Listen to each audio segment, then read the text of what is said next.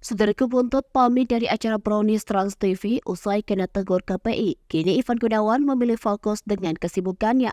Baru-baru ini Ivan Gunawan membagikan swafoto dirinya di depan cermin. Pada keterangan foto, Ivan Gunawan menyebut dirinya tengah menikmati kesibukan saat ini.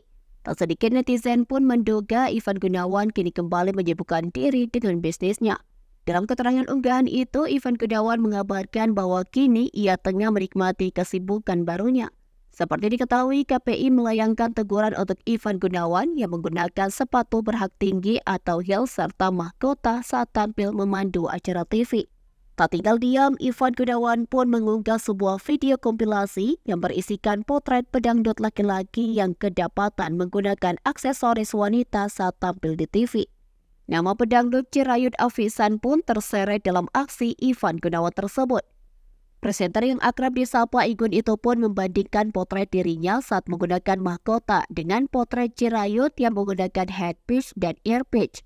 Headpiece dan earpiece umumnya dikenakan oleh para kaum hawa sebagai aksesoris untuk mempermanis penampilan mereka. Tak sampai di situ, mantan pembawa acara Brownies itu pun mencolek akun KPI untuk menginformasikan hal tersebut.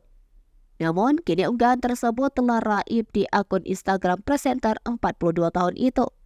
Diwartakan sebelumnya, Ivan Gunawan menuliskan kata-kata bijak untuk orang-orang yang menghakimi dirinya.